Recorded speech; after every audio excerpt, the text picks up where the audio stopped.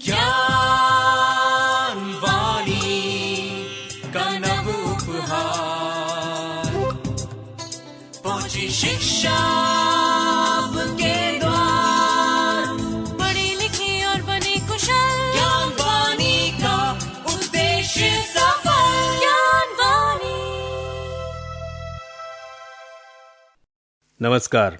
साप्ताहिक ज्ञान पत्रिका के इस अंक में आप सभी का स्वागत, अभिवादन। मैं हूं आपके साथ अशोक शर्मा और मैं हूं तरन्नुम जहां।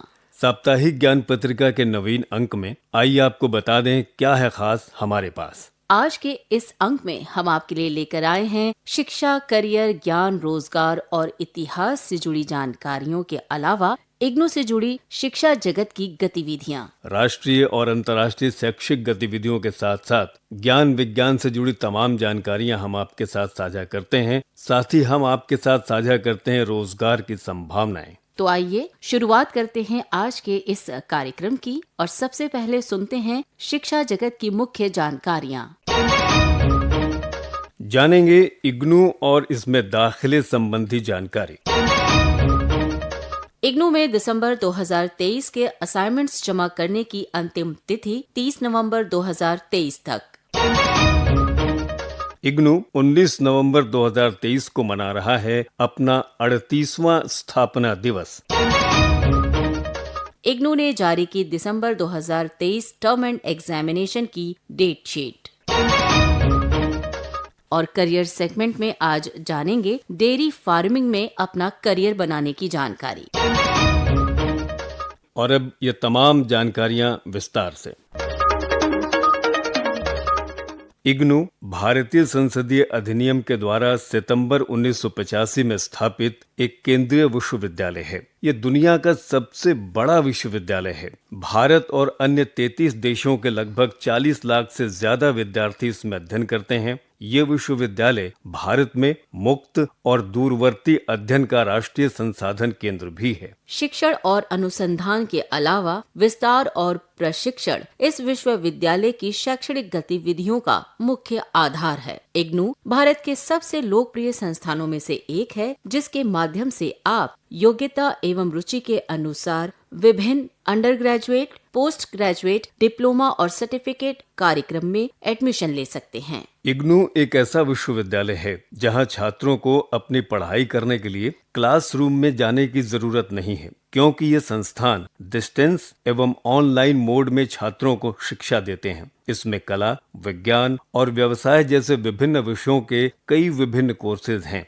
इग्नू के माध्यम से छात्र 200 से भी अधिक कोर्सेज में अपनी पसंद का कोई भी कोर्स चुन सकते हैं, जैसे diploma, bachelor degree, masters degree आदि। इंदिरा गांधी राष्ट्रीय मुक्त विश्वविद्यालय यानी इग्नू भारत का एक प्रमुख मुक्त विश्वविद्यालय है। इस विश्वविद्यालय में एडमिशन लेने के लिए छात्रों को इग्नू की रजिस्ट्रेशन प्रक्रिया को पूरा करना होता है। इस प्रक्रिया में छात्रों को विश्वविद्यालय की आधिकारिक वेबसाइट www.ignu.ac पर जाकर अपना आवेदन फॉर्म भरना होता है। उन्हें अपनी जन्म तिथि, शिक्षा योग्यता, जाति प्रमाण पत्र जैसी जानकारियां भी भरनी होती हैं। इग्नू 2 सत्रों में यानी जनवरी और जुलाई माह में रजिस्ट्रेशन की प्रक्रिया पूरी करता है। ये विश्वविद्यालय छात्रों को सर्टिफिकेट से लेकर पोस्ट ग्रेजुएशन और डॉक्टरेट जैसे विभिन्न कोर्स में एडमिशन लेने का मौका देता है। अधिक जानकारी के लिए आप इग्नू की वेबसाइट विजिट कर सकते हैं।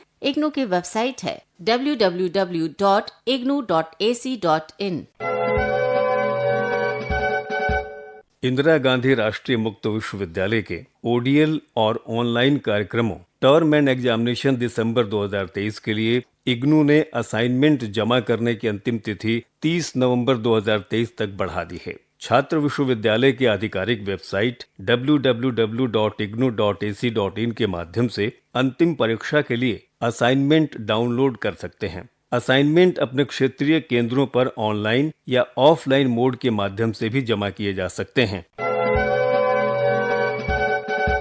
दोस्तों, इंदिरा गांधी राष्ट्रीय मुक्त विश्वविद्यालय का 38वां स्थापना दिवस समारोह 19 नवंबर 2023 को इग्नू के बाबा साहब अम्बेडकर सभागार में मनाया जाएगा। इस समारोह के मुख्य अतिथि होंगे दिल्ली के माननीय उपराज्यपाल श्री विनय कुमार सक्सेना और समारोह की अध्यक्षता करेंगे इग्नू के कुलपति प्रोफेसर नागेश्वर राव। और इस कार्यक्रम का सीधा प्रसारण इग्नू के radio channel Gyanvani FM 105.6 megahertz, TV channel Gyan Darshan, web link सेवा www.ignuonline.ac.in/ज्ञानधारा के माध्यम से किया जाएगा।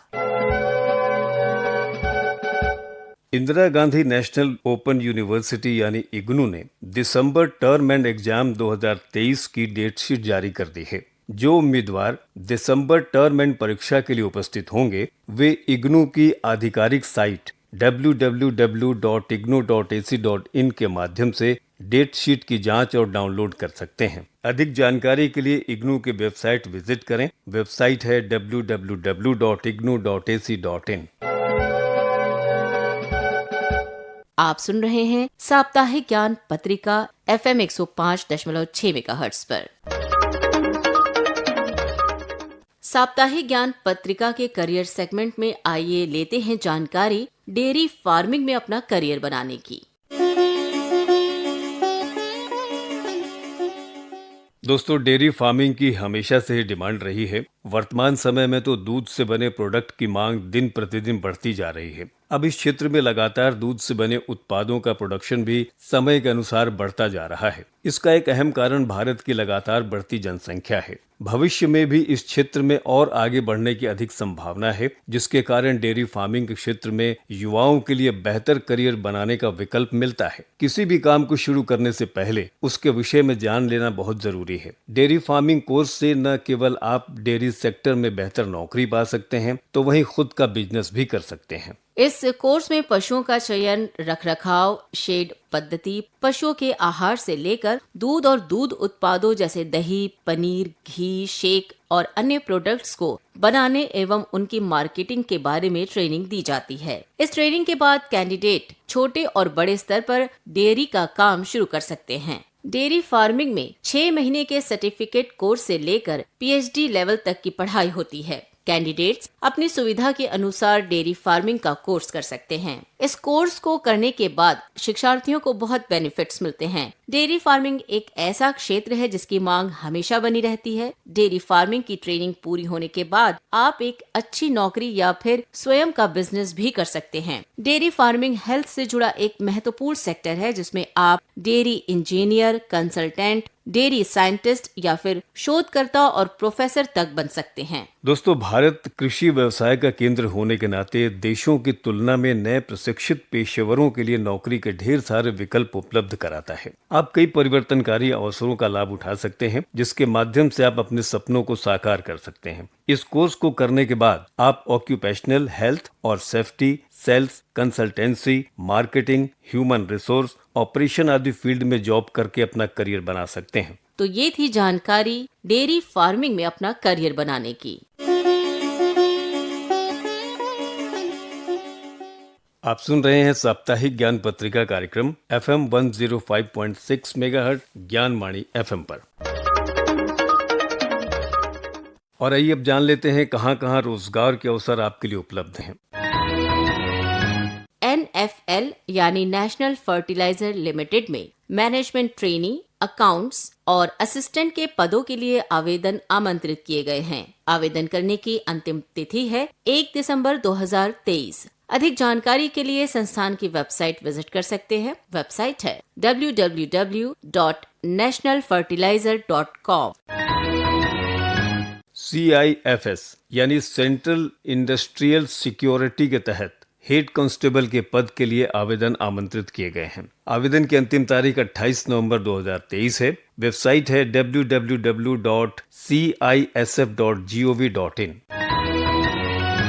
SBI यानी स्टेट बैंक ऑफ इंडिया में डेप्यूटी मैनेजर और मैनेजर के पोस्ट के लिए एप्लीकेशंस इनवाइट किए गए हैं। अप्लाई करने की लास्ट डेट है 27 नवंबर 2023। अधिक जानकारी के लिए आप SBI की वेबसाइट विजिट कर सकते हैं। वेबसाइट है www.sbionline.in। BPCL यानी भारत पेट्रोलियम कॉर्पोरेशन लिमिटेड में मैनेजर, सीनियर मैनेजर और डेप्यूटी मैनेजर के पद के लिए आवेदन आमंत्रित किए गए हैं। अंतिम तारीख आवेदन की है 26 नवंबर 2023। अधिक जानकारी के लिए संस्थान की वेबसाइट देखिएगा www.bharatpetroleum.in। RVNL यानी रेल विकास निगम लिमिटेड में मैनेजर, असिस्टेंट मैनेजर और इलेक्ट्रिकल के पद के लिए आवेदन आमंत्रित किए गए हैं। आवेदन करने की अंतिम तिथि है 5 दिसंबर 2023। अधिक जानकारी के लिए आप यहाँ की वेबसाइट विजिट कर सकते हैं। वेबसाइट है www.rvnl.org। ये थी रोजगार संबंधित जानकारी। आप सुन रहे हैं साप्ताहिक ज्ञान पत्रिका। साप्ताहिक ज्ञान पत्रिका में आइए जानते हैं इतिहास में बीता सप्ताह क्यों रहा खास। 13 नवंबर 1975 के दिन विश्व स्वास्थ्य संगठन ने एशिया के चेचक मुक्त होने की घोषणा की। 14 नवंबर 1889 को भारत के पहले प्रधानमंत्री जवाहरलाल नेहरू का जन्म हुआ। उनके जन्म दिवस को आज हम सब बाल दिवस के रूप में मनाते हैं। 15 नवंबर 1971 को इंटेल ने दुनिया की पहली माइक्रो प्रोसेसर इंटेल 4004 को लॉन्च किया था। 16 नवंबर को राष्ट्रीय प्रेस दिवस मनाया जाता है क्योंकि इस दिन प्रेस परिषद को मान्यता प्राप्त हुई थी। 17 नवंबर 1966 को भारत की रीता फारिया ने मिस वर्ल्ड का खिताब जीता और वो मिस वर्ल्ड बनने वाली पहली महिला थीं। 18 नवंबर 1910 में भारत के प्रसिद्ध क्रांतिकारियों में से एक बटुकेश्वर दत्त का जन्म हुआ।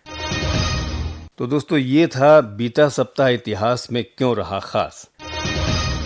आप सुन रहे हैं ज्ञानवाणी दिल्ली पर साप्ताहिक ज्ञान पत्रिका। साप्ताहिक ज्ञान पत्रिका कार्यक्रम के अंतर्गत आइए जानते हैं क्यों मनाते हैं राष्ट्रीय मिर्गी दिवस यानी नेशनल एपिलेप्सी डे।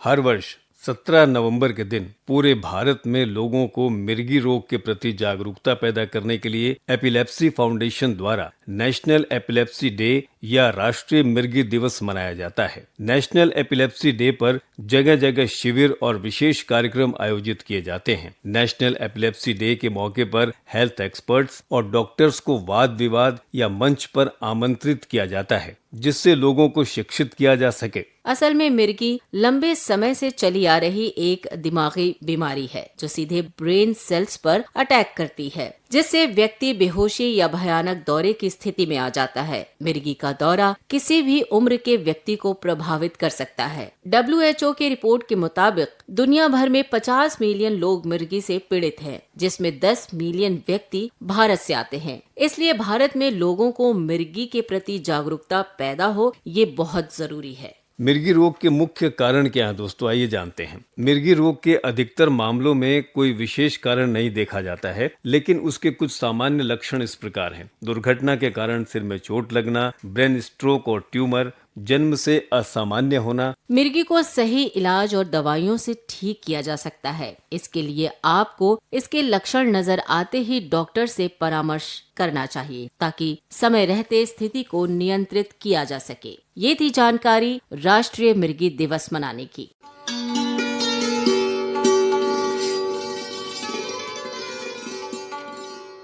अभी श्रोता सुन रहे थे कार्यक्रम साप्ताहिक ज्ञान पत्रिका और अब वक्त हो गया है तरन्नुम अपने दोस्तों से इजाजत लेने का। आप हमें हमारी वेब लिंक www.ignuonline.ac.in/ज्ञानधारा पर भी सुन सकते हैं। आज के इस कार्यक्रम को आप तक पहुंचाने में तकनीकी सहयोग रहा अर्चना कुमारी का, आलेख अशोक शर्मा, संपादन किया सदन लाल ने और कार्यक्रम के प्रस्तुतकर्ता थे मुकेश सक्सेना। तो अब मुझे यानी अशोक शर्मा को और मुझे तरन्नुम जहां को साप्ताहिक ज्ञान पत्रिका का ये अंक संपन्न करने की अनुमति दीजिए। फिर होगी मुलाकात, तब तक के लिए नमस्कार।